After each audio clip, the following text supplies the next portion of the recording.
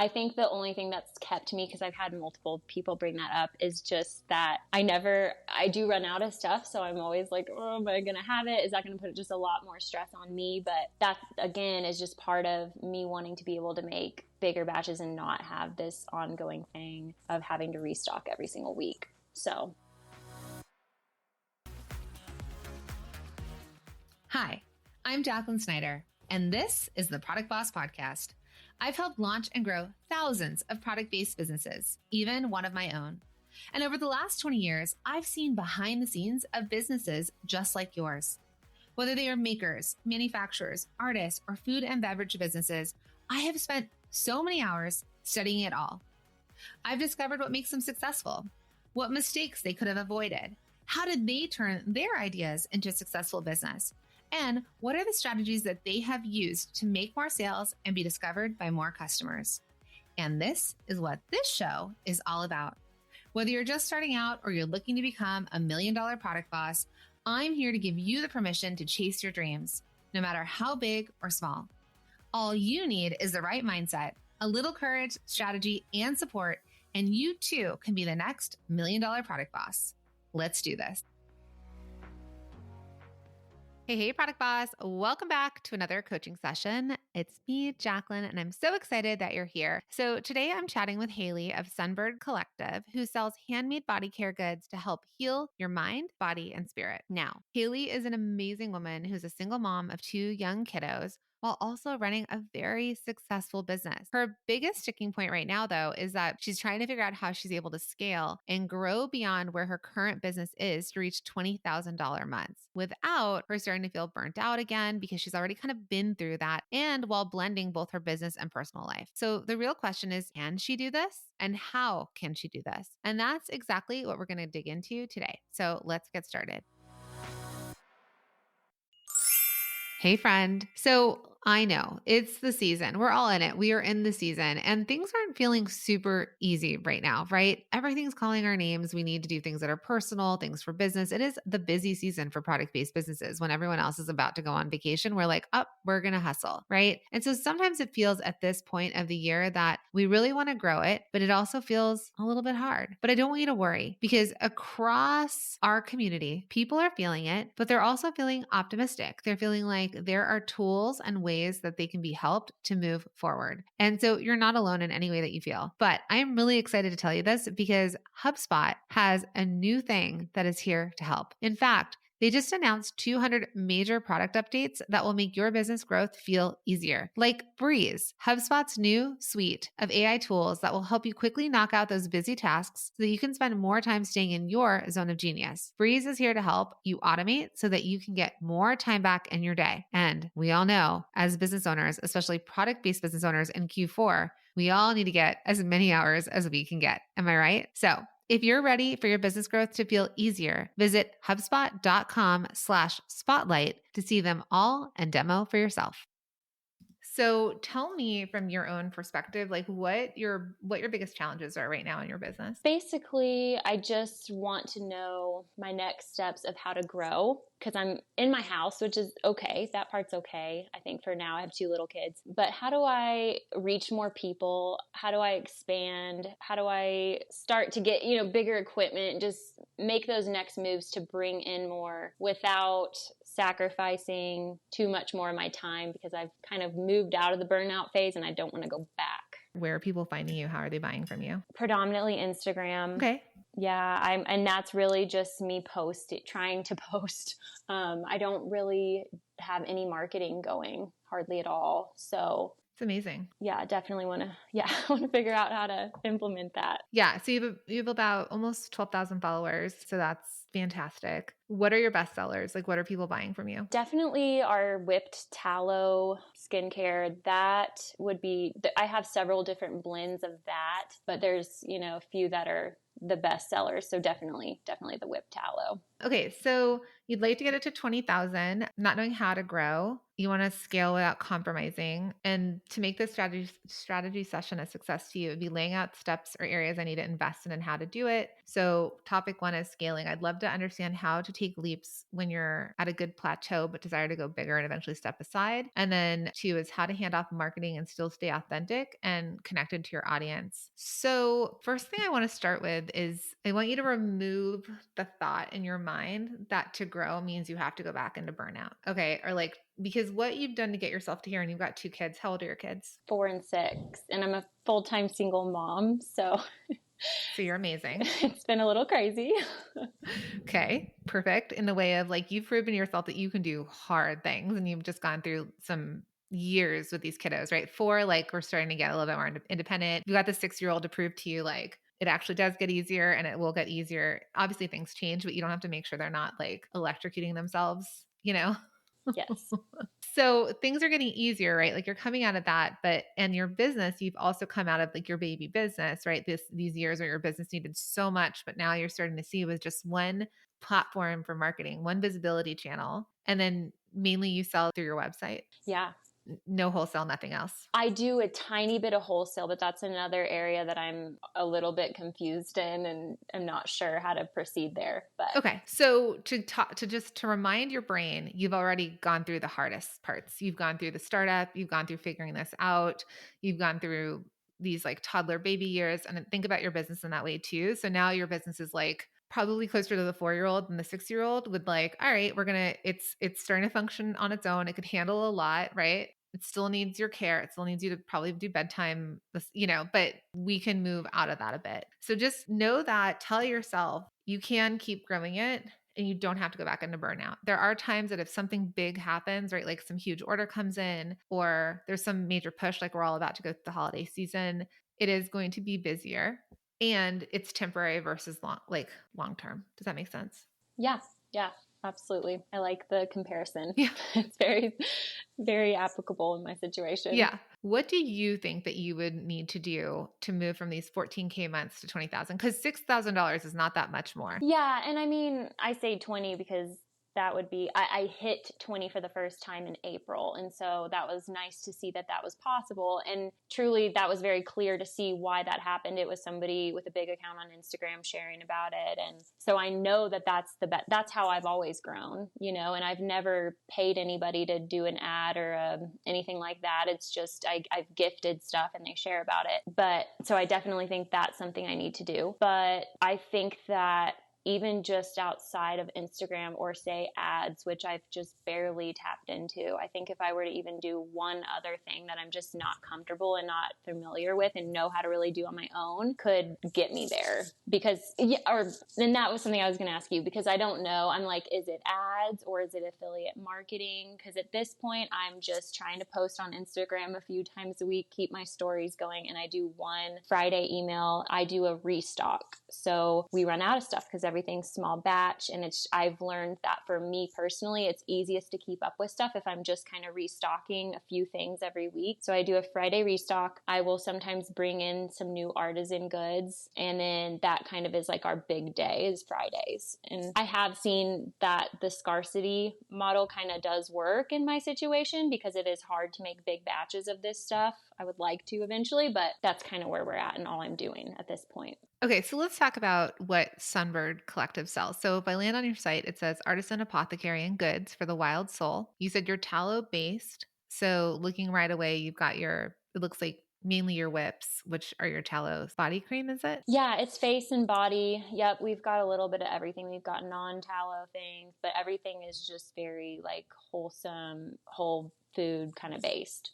Okay, so if I can get a 4 ounce or an 8 ounce, which is, I'm just like going off your homepage, right? Like immediately what I see that. Then I see a soap that's wrapped that says Shop Tallow Skincare, keeps me an apothecary, then it gets to artisan goods. So out of the money you're making, how much of it is the artisan goods versus the actual skincare or apothecary aspect of like what you're actually making? And this is where I need help. I don't exactly know. I don't know, but I would definitely say just from the orders that we're packing out and how I'm seeing things move through, it's probably 75% is the apothecary skincare. Okay. So Your first bit of homework is to know your numbers. Mm-hmm. So you can probably run this report. Are you using Shopify? Mm-hmm. Okay. So you can run the report on Shopify. You can find out what your top selling products are. I want you to look at it from an 80-20 perspective. So like 80% of your revenue is probably driven by 20% of your products, and you have a lot of products. The other side, the other thing I want to know is what your average order value is.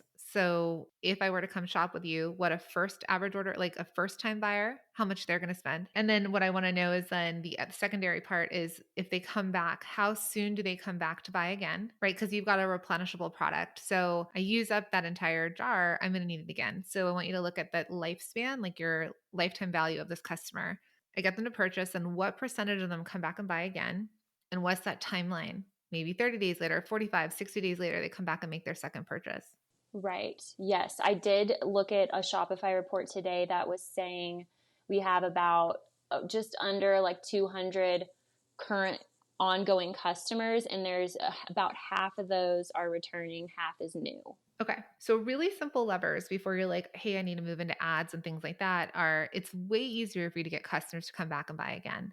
So some of this work that you do might be more of an internal work versus external, like needing more and more reach versus actually just getting them to buy again. So knowing that you have the 200 customers and let's say 50-50. So 50% is from lead acquisition. So whatever you're doing right now, you're getting those customers and they're coming in and spending an average order value of $60 with you. So the other 100 people, whether they found you 3 months ago or last month, right? We want to know their timeline of when they do it again, because you can very simply create an email sequence that's like a post-purchase 30 days later email that says like, hey, Jacqueline, how's your skin doing? Right? Is it time for a refill? Because they may want that, but they might literally be sitting there staring at this jar and be like, oh, I have to order it. And then it's not easy for them to reorder, right? So you can scoop people up by making it easier by just contacting them. And that would be more of a segmented email that you put people into a flow a certain amount of days later, looking at that, right? So if you say the average person comes back within 45 days to buy, maybe you start some sort of campaign that starts at 30 days. It's like, hey, grab it before it runs out. Don't let it run out. And then it's, because then we're starting ahead of that 45 days so that it doesn't run out. And another thing you could eventually do is like a subscription version to this and just see if you can scoop people up in that way. Yeah, I think the only thing that's kept me, because I've had multiple people bring that up, is just that I do run out of stuff. So I'm always like, oh, am I going to have it? Is that going to put just a lot more stress on me? But that, again, is just part of me wanting to be able to make bigger batches and not have this ongoing thing of having to restock every single week. So, right. So what is the shelf life of your tallow skincare? it's good. I mean, it lasts at least a year. Okay. So it's really shelf stable. So you can afford to make more and have it sit on the shelves longer than what you're doing. But what you're saying to me is that it's not that truthfully, you probably don't need me to tell you how to bring in 20, 25,000, 30,000 a month. Like you could be bringing $100,000 a month. I think the thing that actually is stopping you is your capacity. Would you agree with that? Yeah, definitely. I mean, over the last few years, obviously, I became a single mom 4 months into starting this business. So I had pretty bad burnout for the first couple of years. And then I was able to hire on basically a part-time employee and then a little bit of another part-time employee just to help get those orders out and label things. And then I just started teaching her how to make some things. So that took such a load off. But yeah, I think I'm afraid of getting back into that because I've had a lot of health issues with taking on way too much in the past. Totally. So I want you to imagine a time in your life I want you to imagine a future version of you where you get to do everything that you want to do as a mom with your kids, and your product is being made and being shipped and fulfilled, and you get to just look at the money come in on your phone, and you get to get reports and you get to meet with your team members. But I want you to know that there is a version out there that does not look the way that it looks today. And you just have to be open to that possibility of it happening. And then your brain will start to find the way there. So let's get into your team. So who do you have on your team right now? What does that look like? Yeah, so I have an assistant who comes, I would say probably about 10 hours a week, and that's split up between 3 days. She does a mixture. She used to just pack orders, but now she's doing a mixture of packing orders and helping me with certain stages of making the skincare. So it's not from beginning to end quite yet, because that's where it gets a little bit tricky of having it in an office, because it's kind of several steps, that it has to go through to get to where it needs to be fully completed. So Is she at an office or does she come to your place? she comes to my house. And everything's made at your house? Yes. Yeah. Okay, perfect. Yeah. So she makes kind of part of the things or helps do the orders and labeling. And then I had another girl who was coming 3 times a week this summer, but she's back in school. So she just comes one afternoon for like a couple hours and does one day of packing orders and labeling. Your business absolutely can afford that, because imagine you could still feel like there's scarcity, but imagine there was more product to sell. You're hitting capacity both in production, but then also you can't take any more orders. So you are going to keep yourself, when you've said plateau, the plateau is actually a forced plateau. I think I hesitate to even put more out because, like I said, I'm running out of stuff regularly. So it's kind of, how fast can I make another batch?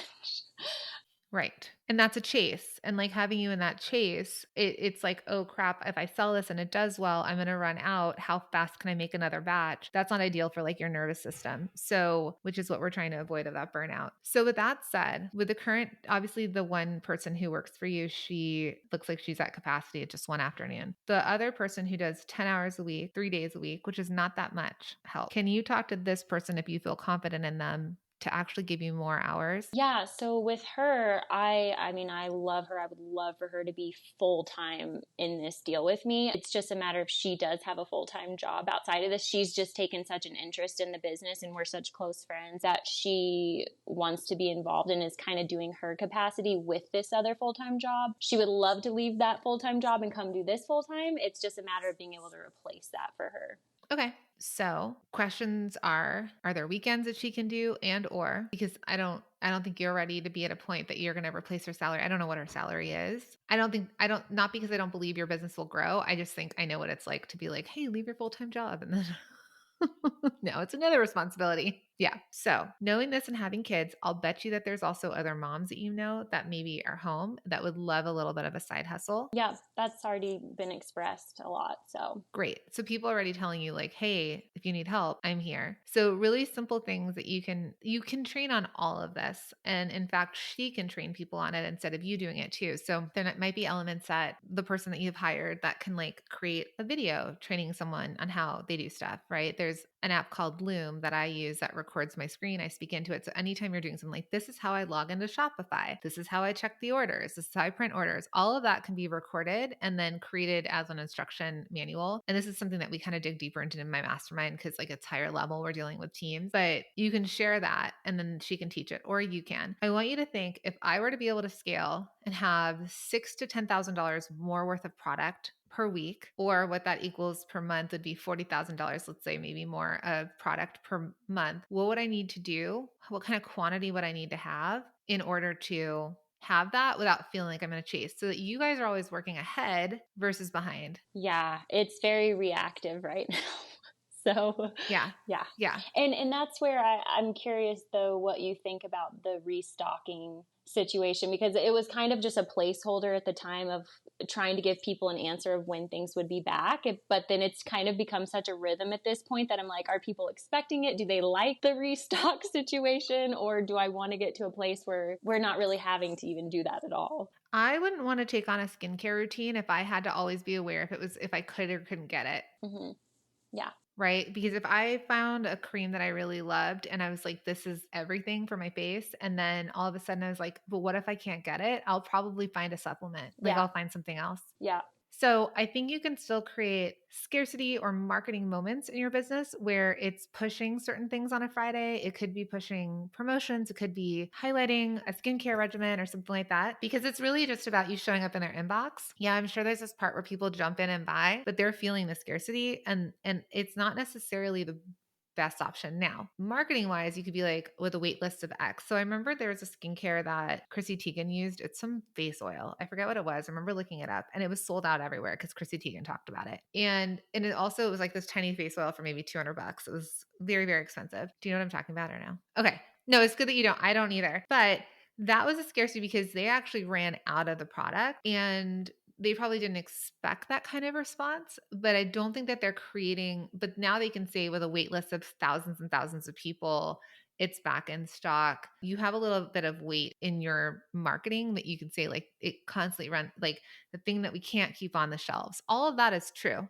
And you can create other versions of scarcity, whether it's timing of a promotion, so scarcity of time, scarcity of an offer. Sometimes there could be a little bit left, but I don't love you running out because I would rather you have subscription. I would rather people be able to buy it. I don't want you to have overstock, but because it has a 1-year shelf life, if some months feel slower, you can pull back. But I think if you can sell more to the people that are already buying, the cool thing about your thing is it's a replenishable product. Not everyone has a product. Like if you sell a shirt, it's not like they can only wear the shirt 3 times and they have to get a new one. So there's this beautiful thing about your product that you don't even need more customers to get to your sales goal. You just need better internal marketing and the availability of the product. So what is your stance with like, what would you think in my industry with my type of shop would be the most effective next step with that internal marketing? I guess is that emails, follow-up emails, or I would split your company into 2 in the way of lead acquisition and customer retention. Okay. So I want you to think about your company from a marketer perspective because you truly are the marketer and visionary of this company. You no longer need to be the maker and production team. Okay. I need your brain over here, what we're going to talk about, versus your brain and, oh crap, I got to go put the kids to sleep and then mix a bunch of tallow products tonight. Accurate? yeah. Mm-hmm. And then even get that in your intake form. I want you to like do it and then go to sleep and then get up in the morning and then be excited because you know you've got a team member coming in. They know the production order. They're going to make it. So to just finalize that part of the thing, I want you to think about how can I get help? And I would love for you to work too that you have, if you can, have every day somebody coming in every day, even if you're rotating between people and you're training people into processes. So this person comes in and they label jars. This person comes in and they mix whatever, right? I promise you can train people to do it. Sure, there might be some mistakes, but you're in a time right now that we're heading into your busy season as well. People's skin is going to get dry. They're looking for products. Like, so we want to see how we can do that. And then what you could use the lady that's three days a week, because she's been with you for so long, she might be able to help implement systems. So she might be able to say like, I need 300 jars this week filled of this product. And she might be able to like actually craft that and be more of the oversight person versus also having to make it all, right? So then you can also do shipping where you only ship 3 times a week, Monday, Wednesday, Friday. And those people come in, you don't need to ship every day of the week, right? So that'll just be, we won't take too much time on that, but I really want you to get help for more help. And I want you to train them into the stuff that takes the most time of yours. So that's no longer on your plate and you're just managing, you're not doing. Yeah. And I think I get scared a little bit if I can afford much more. I mean, on paper, it looks like I can, but the business doesn't make a ton. And so I kind of like think, oh, like, I don't know if I can afford more. But I also recognize if I am not making so much and I were to even just get on my Instagram more and show my face more and talk more and actually talk about the stuff I sell, things do start selling a lot if I get on there. And that's an internal battle that, I have just showing up. You just need to think that the people that work for you have to generate. They're not a cost. They actually have a return on investment. So you're investing in team members and they all should have a return on that investment. Meaning if you pay someone, $25 an hour and they work for a certain amount, but that should yield 2, 3, 4, 10 times what you're paying them because you should then be able to get you should be able to sell the product. So right now it feels like you're stuck because you've hit this plateau or this limit to what you can sell per week. But if you could start to have more product, then everything goes up and you will have space in there. And then from a profitability standpoint, you tighten systems, you tighten. The more you make, the cheaper you get raw goods for, right? So you'll have the ability to visually see your business more bird's eye versus right now you're in it. So there's no way you can tweak all of this stuff as well as being in it. So I just want you to have faith that you have a product, you have a following, you don't do very much, and you have an amazing business. So imagine, when I say that, I mean like from a marketing sales perspective. So imagine if you had the time to vision for that and create that plan, and then you had people doing for you. It's possible and you can pay them. And you can always stop paying them if it doesn't work. But if you can make more money, you can pay people to help you. And then it just exponentially grows from there. Mm-hmm. So you might have already said this clearly, but what is the best way to do the internal marketing, trying to hit more? Yeah. Right. Yeah. I wanted to just wrap that part. So we're like, okay, you're going to get help. Can you see where Haley's getting stuck? It's her mindset, right? And I'm going to say it's most of us. It's our mindset. For me, it's been my mindset. For so many people that I've coached, it's mindset in my mastermind. its mindset. I can give everybody the strategy of how to do it, but we got to get out of our own way first, right? So while Haley really wants to know exactly how to grow her business, I think that the first part of this is focusing on her mindset and shifting from being reactive to being proactive, right? And one of the ways is to hire help. Why? Because by being reactive, Haley's actually getting in her own way and holding her business back because it's putting her at capacity. And when she hits this capacity, that's how she's hitting a plateau. Now, the quickest way for her to start becoming more proactive before she turns up the dial on her marketing and sales is to actually hire help. We need to stabilize her foundations. Now, some of these mindset shifts, just being aware of this. I know that it can be tough and it does require time, but once you're able to find that awareness, it's that I say this a lot of times too. It's like name it to tame it. It's not from me, but I think from life coaches, they say name it to tame it. The faster you can see almost like third person out of body experience, right? Like where you shift out of body and you're like, oh, there I am. There I am doing it again. Oh, there's my brain doing that thing again, right? That noticing helps us shift so much faster. That's how we get out of our own way. That's how we step into becoming the boss of the business that we want, that allows for us to grow and expand and to reach that next level. So now let's think about what Haley's next step could be. Then let me go back to the conversation that we were having of customer retention and customer acquisition. So customer acquisition, you have proof if we follow like Success Leaves Clues. What you told me about April is you had a $20,000 month because an influencer shared it. Okay.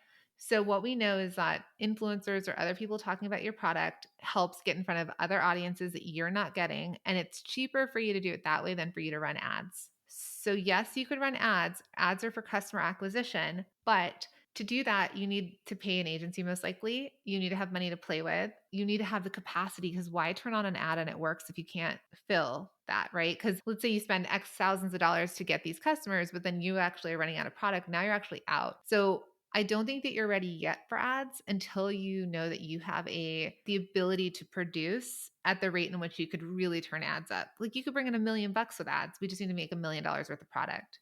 So I've had an ad and it was like a photo of a bandana. So it's not even something I make. It's just one of my artisan goods. That was the most successful ad. It was just a boosted kind of post. But I mean, I got several thousand followers just from that, but I don't think it was converting to actual purchases. So I think I was getting customers, and maybe it did bring in some customers, but I think for me, I'm always just like, I need to actually make an ad that makes people want to buy this stuff. And that's the thing, like you're putting in effort. Sure, like a boosted post isn't a terrible idea, but long term, the data you need to be looking at, this is all going to come back. Your whole question is really backing into data is going to be, all right, I acquired these people through this ad. Did they convert down the line? Because there's vanity metrics and then there's actual conversion metrics. And so we need to know like the leads you're bringing in, however you're doing it, are they the right kind of leads?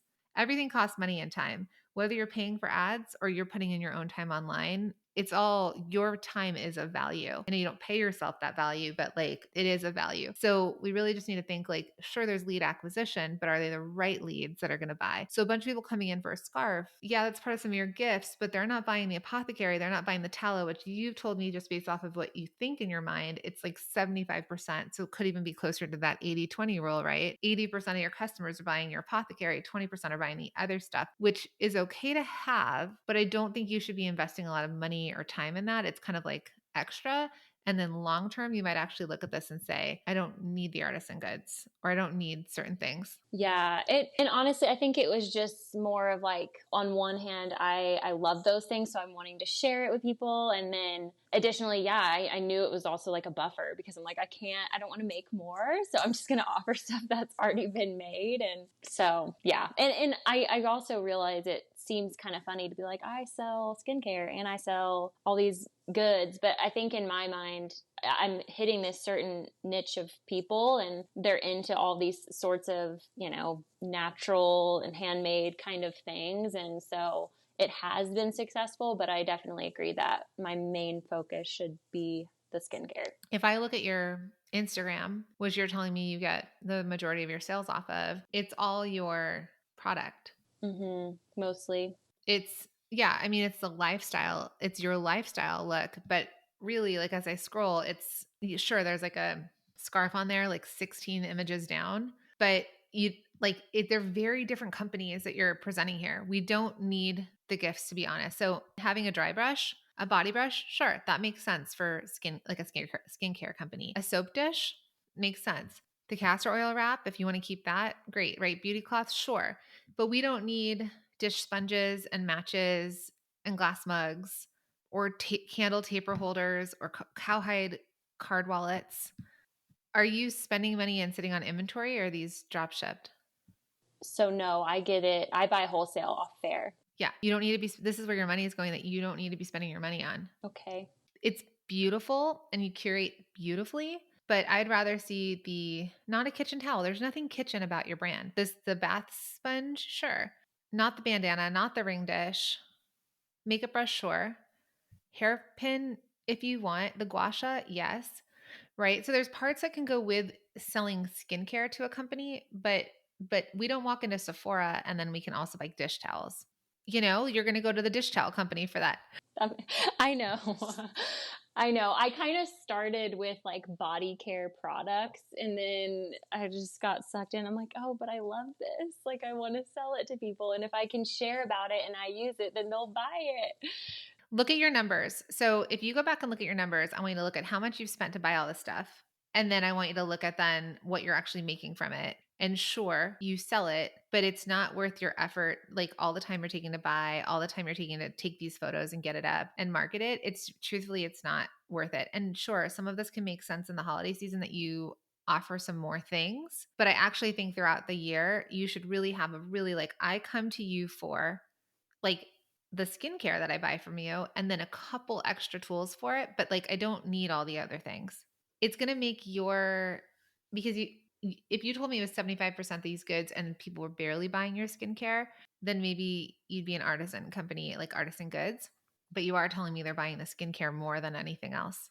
Yeah, I think I've had sort of like in my mind trying to figure out at what level is this just a shop and at what level is my Instagram also, as cringe as it is for me to say, of like an influencer type account, so I'm like trying to kind of balance like, oh, well, if I wear these I can share it, so I think I'm wanting it to be clear in my own mind of what this is. When you say influencer, it's not terrible to say. It's that you've figured out how to be, marketing is basically selling your product. Marketing is knowing how to sell it and to connect with your customers. And you know how to connect with your customers, you know how to sell it to them. So I want you to start to think about your business like you're a beauty company.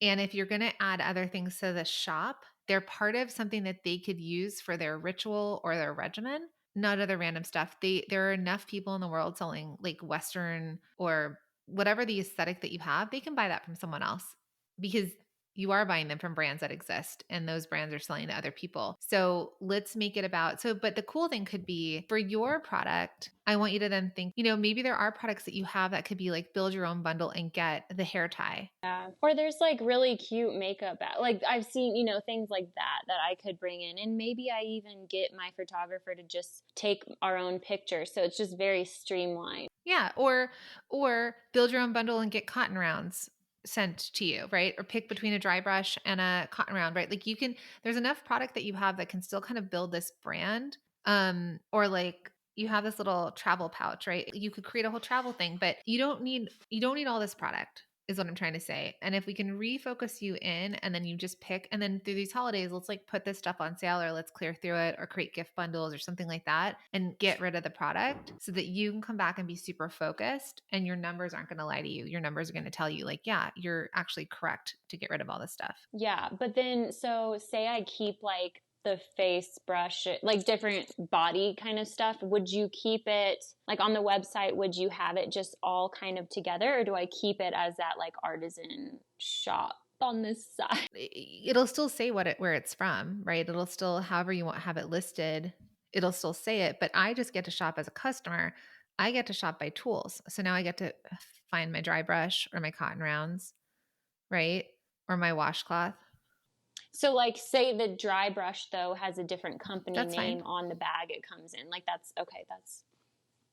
Yeah, because all I'm saying is in your navigation, because right now you have apothecary and it's just how your navigation, but it looks like to me what's happening is you think that you need to have a separate tab for artisan goods, but your customers might have no idea what any of this means. They might not even know that you're creating the tallow or maybe they do, right? They might have, they don't think like how we think of being like, oh, she must go on Fair and shop those wholesale orders and bring them in. They just want to know how you're solving a problem for them. Just make it so that if I was a customer and I was looking for a solution to my skin, how would I look? Am I looking for dry? Am I looking for anti-aging? Like, I want you to start to think about this in the way of more the apothecary, and the goods that you keep can be mixed in. They don't have to be separated. I'm not telling you to break any links, because the artisan goods, you could still have it there, or you can have it not listed in your navigation, but still be there if someone found it through a different way. I don't want you to have any like 404 redirects, since your website is so good. I don't want them to disappear, but it just might be when I land here, it doesn't have to take me there. So to answer your question, back to marketing, it's honing in on what you sell,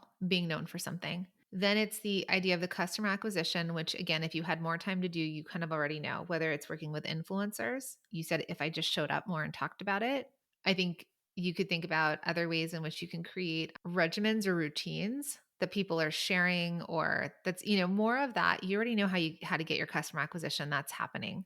Then the easiest way that I see you making more money is your existing customers. So those few tweaks behind the scenes where it's like just some better emails, better follow through, ways that you're going to like, you think, okay, this person comes and buys this, maybe they'll also like this. And so you can really start to think about like email campaigns that you can send to them depending on what they've bought. So whether it's come back and buy again, or it could be like, hey, Jacqueline, you bought the whatever, like, but it's missing its BFF because people really love to use this oil with this tallow good. Add to cart now.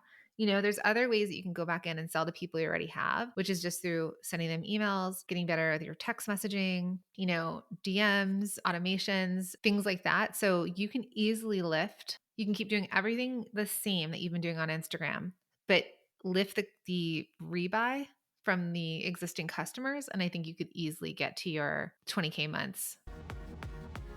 So, my friend, did you catch that? Haley's offering a lot of different products and has tons of inventory, which can make it confusing for her customers when they land on her website. So when purchasing from a website feels complicated, right? Your customers, it's like it feels complicated to your customers, or they don't know exactly where to go, what to buy. It's just like an unclear customer experience. Then they're going to have decision fatigue. We all have it. It's like, don't ask me another question, right? I can't make this decision right now. I don't know. Do I want the lavender smell or the lemon smell? I don't know, right? So in Haley's case, if she wants to improve her marketing, she first needs to hone in on what she's selling and what she's going to get rid of, so she can actually niche down and become known for something. And sometimes becoming known for something doesn't necessarily require getting rid of anything as much as it does making the navigation just easier and more customer friendly, right? So that your customers know exactly what to navigate to, how to find the products. If they have a problem to solve or a need, want, or desire that they have,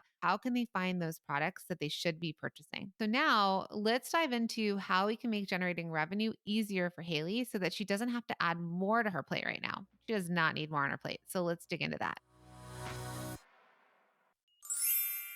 Hey, product boss. Okay, wait. I'm just going to interrupt this episode really quickly because I know you love podcasts as much as I love podcasts. And whenever anyone tells me of a really good one, I like to tell people, and I like when they tell me. So it is podcast recommendation time. This month, I am all about listening to Entrepreneurs on Fire, hosted by John Lee Dumas, available now on the HubSpot podcast network. So on his podcast, John shares inspiration and strategies to fire you up as an entrepreneur and along your entrepreneurial journey. Really, truthfully, he really helps talk about how we can create the lives that we've always dreamed of.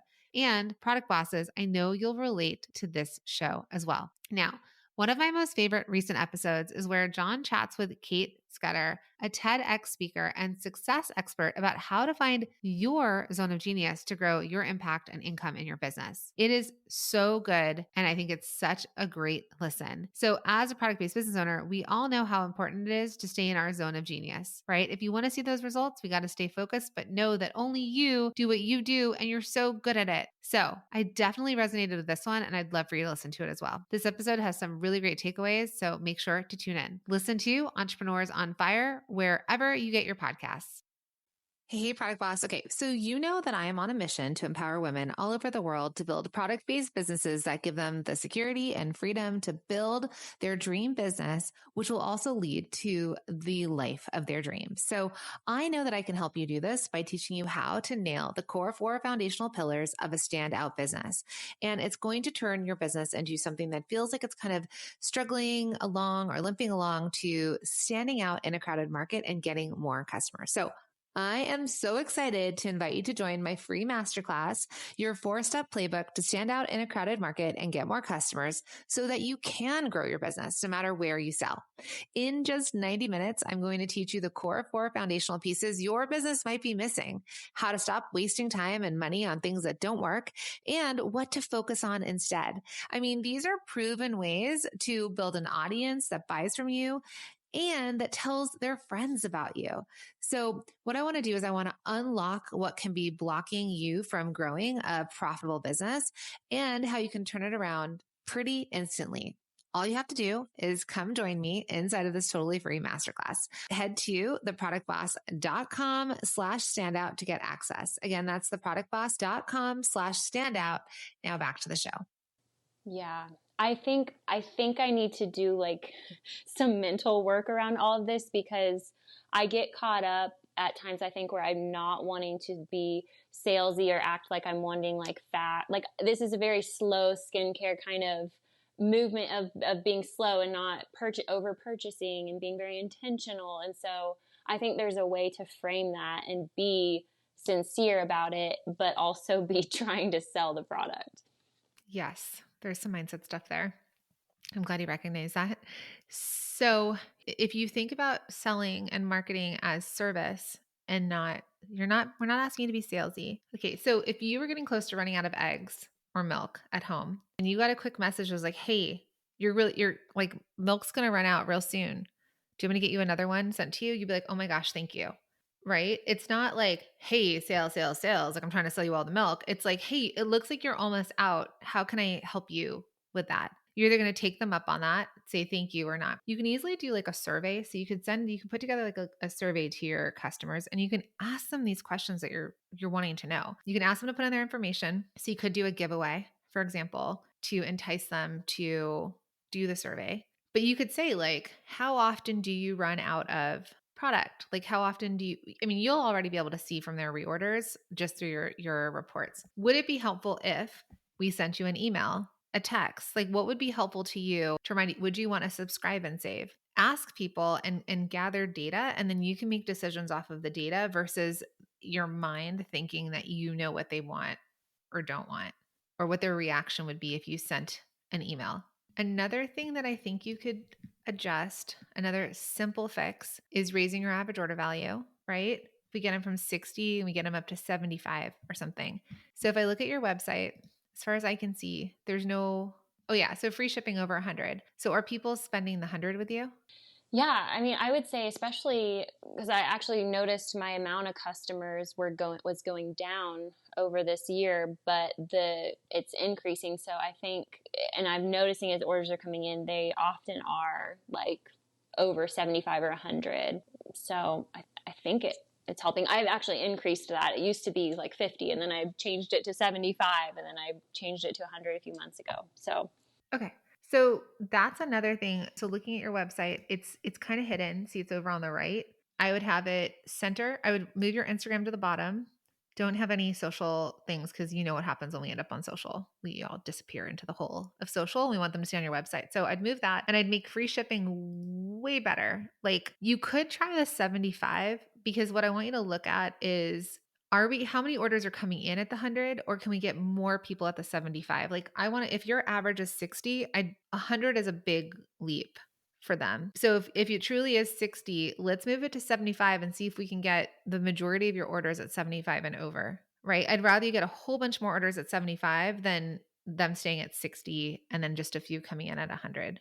Okay, so I'd make that bigger there. I would put that into your marketing. Spend 75 or more and get free shipping. I think everything on your site, you've got a beautiful site and beautiful photos. The other question for you would be, what if prices went up just a little, you know? yeah, I know. I've I've slowly increased them because I was one of the, I would say first, who started with the tallow products, 3 years ago, and now it's everywhere.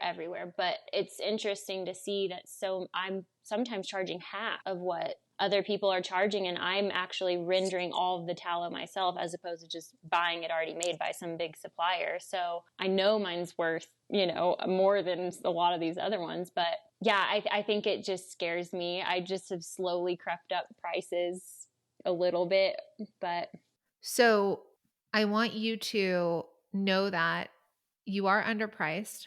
And from the way that I visually look at your product, you have room to move your price point up. And the fear, you have this fear, but you have proof that it works. So really everything that you've been telling me that's holding you back is really more of a mindset thing than the actual like, let's just test and try. Let's take action. Let's move stuff. So even if you went up just a few dollars, just a few. We're not saying going from 48 to 78. I'm saying 48 to 52. It's the same customer. They spend about $50 on their skincare. So that's another way for you to make more money and keep selling. And then just a few dollars more, that's going to help pay for your team. That's going to be more profit in your pocket. That's going to be the stuff that's going to allow you to grow. And then maybe you shift your free shipping to 75 and just play these little games. Don't change everything at once. Okay. That's one thing because we won't know what works or doesn't work. Let's say you shift it to 75 bucks. And for the next 2 weeks or something, you see prior to the 2 weeks and this 2 weeks, what happens? How many people add to cart at 75 or more? Okay. Then you're like, okay, that works. Cool. Then you could say, all right, I'm going to raise my best sellers by a few dollars.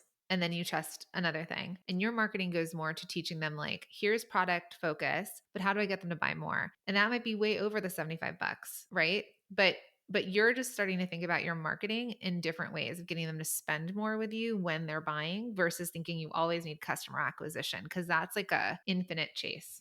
Right. Okay. Yeah, that's really helpful.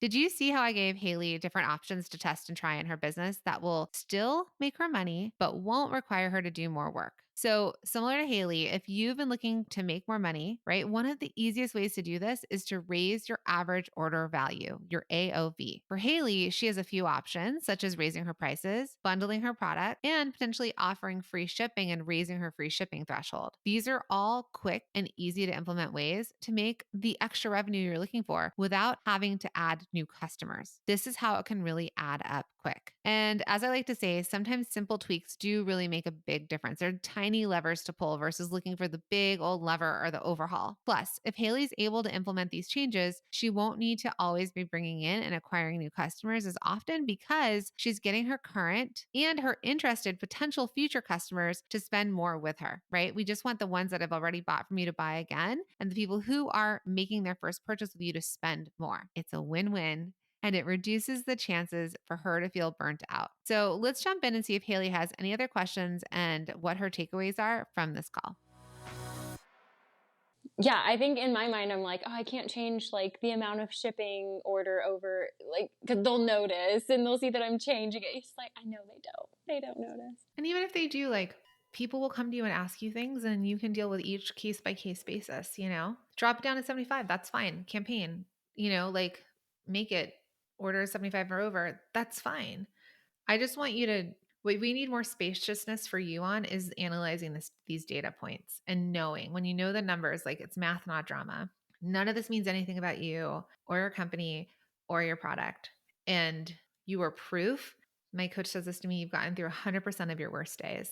You are proof that you can do all of this. Even when you get to the point of burnout, you were able to raise these babies and start this business and be a single mom and grow it to what it is. So what would it look like now if you had a little bit more awareness of the numbers and you were tackling things a little bit more streamlined versus kind of spaghetti at the wall mode? You're going to ask for help. You are supported. You're going to make strategic decisions versus kind of like you said, being more reactive. Right. Yeah. And I think that's another area I'm just trying to figure out how to get some help with, because I'm currently the accountant. I'm all of the things. And so I am only understanding to so far and all of that. And so I'm just trying to figure out, do I invest in an accountant, or is that really something I need at this point? Or do I invest in a business coach? Or, there's just so many, oh my God, which way do I go? Because the numbers overwhelm me, and I think that's where I'm just going off the seat of my pants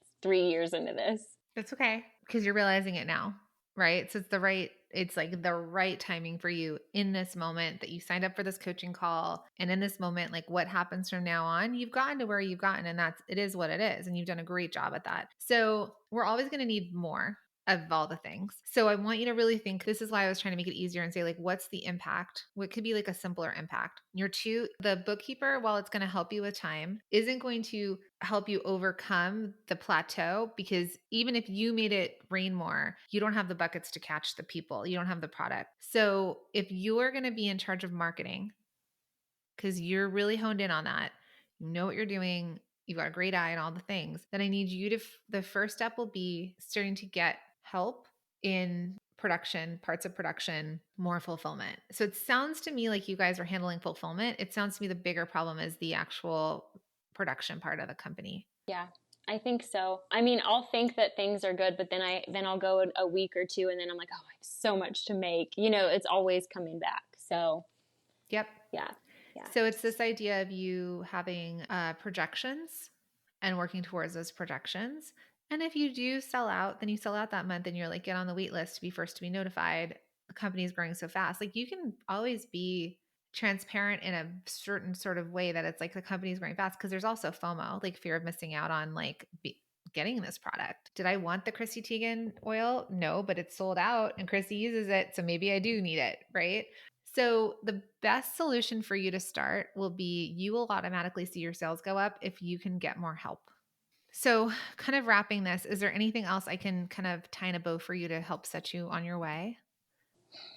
I don't think so. I think it was a really helpful conversation and has given me some clarity on where I need to focus. So, okay, good. I think you'll see, and I'm glad that I wasn't trying to overwhelm you with anything, because I think that the fix in your business is actually more simple than your head's telling you that it needs to be. So there's a few internal things that could shift so much for you without you feeling like you have to do more. And then I think it's a good place to kind of test and try right now, rolling into the season. And then it's really a help thing. So whether you get help at home, you get help at work, but I have a feeling you want to be with your little girls because they're 4 and 6 and adorable and it's such a good time, and you want time for yourself. So you're just going to think like, well, where do I need the help to support me? Because you are supported. So keep telling yourself I am supported and keep looking for that support. sounds good. Thank you. Okay. So if we want to buy from you and support you and all the things, where can we do that? So Instagram is Sunbird Collective, and my website is Sunbird-Collective. Amazing. Thank you. Thank you. Thank you. This was so good. I'm excited to see what happens. Well, thank you. I appreciate your time so much. This was really helpful.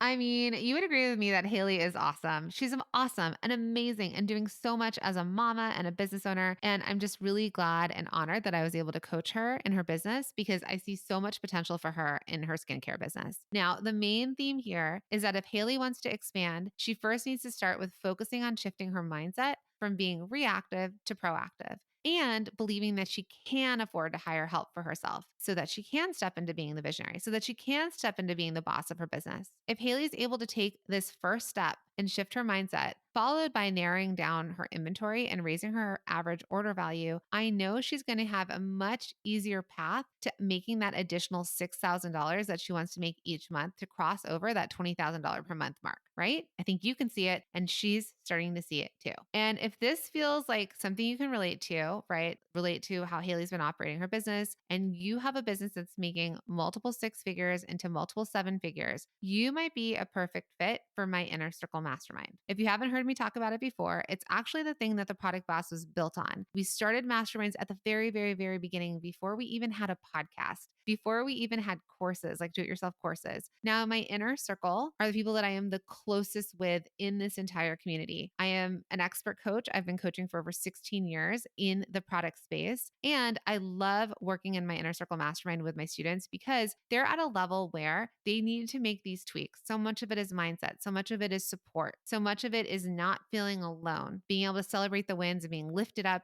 plus having an expert coach. having trainings that are higher level, having a group of people that just fast track your success. I just actually wrapped a call with one of my cohorts of my mastermind. And one of the things that they had said was that it just gave them access to knowledge so much faster. One person was like, my Amazon is starting to do really well because I hired this one Amazon team that another person in this mastermind told me about. Another person said they did so well with their inventory because of another masterminder who shared an inventory management system with them. So there's these amazing things that are happening in groups like this, as well as me being in it with you, right? Knowing your business and being able to coach you. So if you are making $300,000 or more in your business, I am hosting a masterclass called Your 3-Step Framework to Build $1 Million Product-Based Business in 2025, where I'm going to be sharing more details about the mastermind. So if this episode resonated with you, which is very similar to several of the masterminders that I have of things that they go through, I'd love to invite you to apply to join this training. It is an application only training to make sure that we're qualified because of the high level nature and the intimacy of this call. And when I say intimacy, it's more of knowing where you're at and showing you how I can support you in your next level of growth. All you have to do is click the link in the show notes to fill out your application, or just head to theproductboss.com/level up. I cannot wait to see the applications come in for my multi-6-figure, multi-7-figure product-based business owners. I'm really excited about the group that's already starting to form right now for 2025. It's going to be amazing, and I cannot wait to grow your business with you right alongside you and this amazing group. All right, my friends. Otherwise, if not, you've got this podcast. We've got programs. Don't even worry. But I'm just calling forward my friends that are in that multi-6, multi-7-figure business. And so many of you have told me that you have the mastermind on your vision board. And so we're manifesting that too, because my mission in life is to help product-based business owners, especially women, know how to start businesses, grow businesses, and make their own money. So not only do they have safety and security in their life and options and opportunities, but they can also live these dream lives that really blend together everything that we want: personal, family, relationships, making money, right? Having legacies, like being self-reliant and having just these incredible, incredible lives, things that our grandmothers and even our mothers may have never even been able to conceive. So I'm here for you every week, twice a week on the podcast. And I'm excited to see those applications come through for the 3-step framework to build $1 million product-based business in 2025. All right, my friends, till the next one.